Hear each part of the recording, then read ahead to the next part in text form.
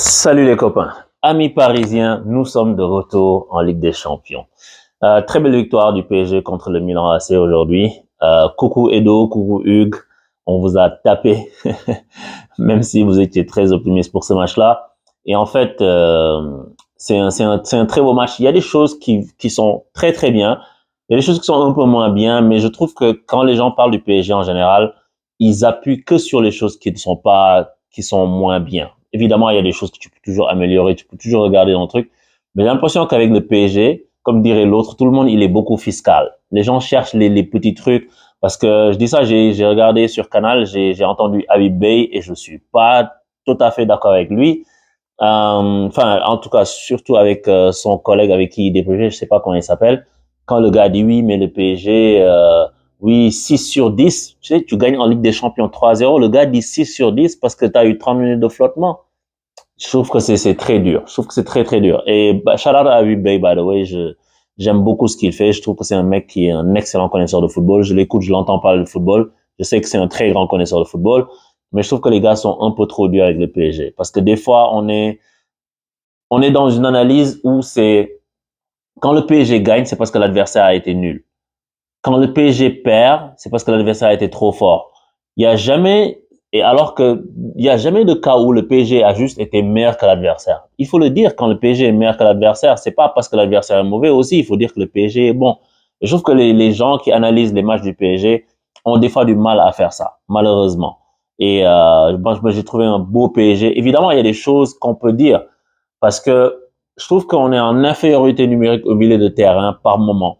Beaucoup, même si Enrique a changé sa façon de faire, parce que contre Newcastle, il nous a amené son 4-2-4 là que personne ne veut plus voir. Mais là, il change, il met son 4-3-3 avec Vitinha qui vient au milieu. Le problème, pourquoi je dis qu'on est en infériorité, parce que Vitinha, il passe son temps à gauche. C'est une stratégie en fait, c'est une tactique, c'est une consigne. C'est de mettre Vitinha à gauche pour que Mbappé puisse rentrer dans l'axe, parce qu'il y a quelqu'un qui est à gauche.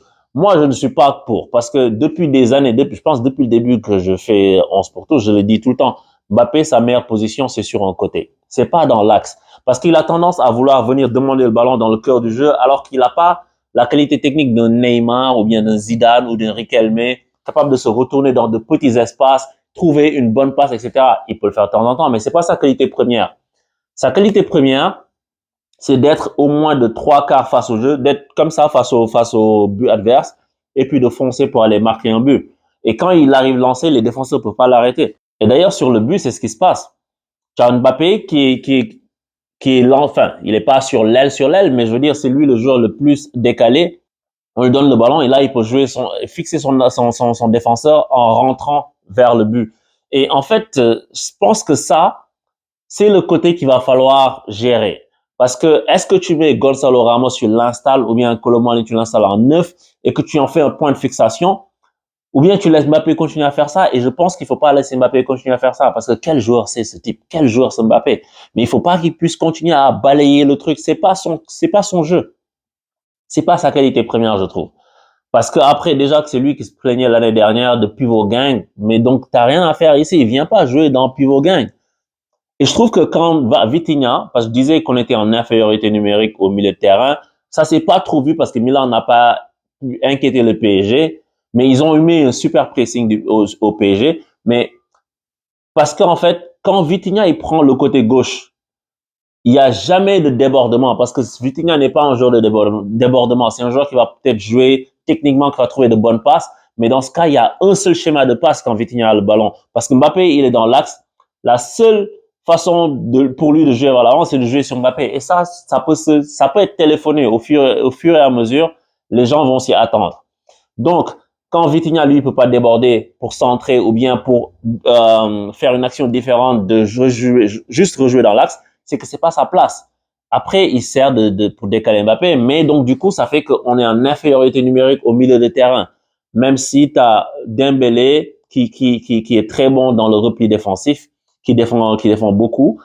Colomwani aussi, il défend beaucoup. J'imagine ces choses-là, c'est pour combler, mais disons, sur une action où toi, tu es un peu plus haut, si ton premier rideau se fait prendre à défaut, par exemple, avec un ballon qui passe au-dessus d'eux ou bien un ballon qui passe dans un intervalle, ton milieu de terrain, il est dégarni. Et ça nous est pas arrivé aujourd'hui, mais c'est à ça qu'il va falloir faire attention. Mais à part ça, hein, et puis Milan qui a eu un petit temps fort vers la 75e, tout ça, de 5 minutes, 5-10 minutes max. À part ça, le PSG a maîtrisé le match. Ils ont mis le pied sur le ballon. La qualité technique des joueurs a été bonne. Zahir Emery, très très bon. Zahir Emery, homme du match. Et je vous disais tout à l'heure qu'il y avait du marquage individuel.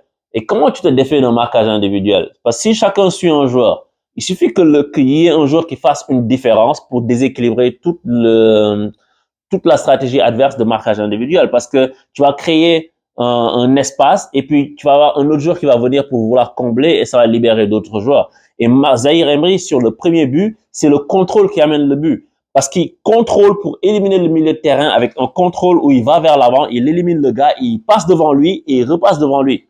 Comme ça, le gars peut pas prendre le ballon. Et ça lui permet de fixer la défense adverse et puis de trouver Mbappé. Et Mbappé, lui, il vient et ce qu'il fait, c'est un chef-d'œuvre. C'est le même but qu'il avait mis contre le Bayern, je pense, quand il ferme son pied, premier poteau, il commence à devenir spécialiste de ça et c'est un très, très beau geste. J'ai vu ça, j'ai dit, Mbappé, tu peux dire tout ce que tu veux sur lui, mais c'est un excellent joueur. Il est énorme, ce type. Il a une qualité juste irréelle, quoi. Parce que faire ça, tac, tac, tac, et puis tac, c'est du très, très grand art. Le gardien peut rien faire. Le gardien, parce que tout le monde s'attend à ce que tu l'enroules au deuxième poteau. Mais quand tu fais ça, mon gars, non, c'est du grand art, c'est du grand art. Donc, je disais Zahir Emery aussi, homme du match même, parce que sur le deuxième but, enfin, le troisième but où c'est lui qui amène la passe, il fait un autre contrôle. Alors que Kang In-lee, et je vais parler de Kang In-lee, mais Zahir Emery fait un contrôle alors que tu t'attends qu'il fasse un contrôle dans le sens de son but, il fait un contrôle dans le sens du jeu. Il a que 17 ans, le gamin. Tu t'imagines 17 ans? Le mec est né en 2006. Waouh!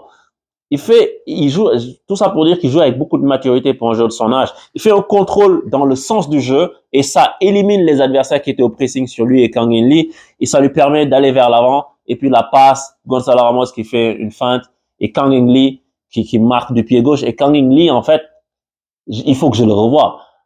Il faut que je le revoie. Ce gars a du ballon. Dès qu'il est rentré, même la façon de toucher le ballon, même avant qu'il marque, je disais mais il est soyeux ce type. Il contrôle des petits mouvements, petits feintes. Il est ami avec le ballon. Et ça, hein, il a un super pied gauche. Ce jour-là va rentrer dans la rotation. C'est sûr que il va pas rester sur le banc genre très très longtemps. Il va faire des rentrées beaucoup plus tôt, je pense, s'il continue comme ça. Donc ça, c'est une très bonne chose. C'est bien de voir des joueurs qui viennent du banc et qui apportent un plus au PSG. Et on n'avait pas l'habitude de voir ça ces dernières années avec des joueurs qui arrivaient, mais qui étaient timorés parce que tu avais des joueurs qui étaient inamovibles devant. Et donc, du coup, tu rentrais juste pour 5 minutes, tu prenais jamais de la confiance et tu t'exprimais pas alors que tu étais pas un mauvais joueur. Marquinhos aussi, celle-là, elle est pour Jalil. J'attends de voir ce que Jalil va dire sur le match de Marquinhos. Marquinhos aussi, très, très bon aujourd'hui. Et franchement, l'équipe a été bonne. L'équipe a été bonne, même Donnarumma a été bon. Donc, c'est une très belle victoire du PSG. Et on espère que dans 2 semaines, on va aussi frapper le Milan. Mais j'ai pris énormément de plaisir à voir ce match-là. Et j'espère que les gens ne vont pas juste se concentrer sur « oui, c'est facile, c'est facile ». Je me souviens, avant d'aller à Newcastle, les gens avaient dit « est-ce que Newcastle, c'est un vrai test ?» Les gens, ils se sont dit oui, mais en fait, c'était si le PSG gagne, c'est que c'est pas un vrai test. S'il perd, c'est que c'est un vrai test. It doesn't make sense. Tu vois, c'est les matchs de Ligue des Champions, c'est des matchs difficiles à gagner. Le Milan n'avait pas encaissé de but avant ce match-là, si je ne me trompe pas. Et tu leur en mets 3 d'un coup, c'est pas rien. Allez PSG, et puis continue à nous régaler. Ciao.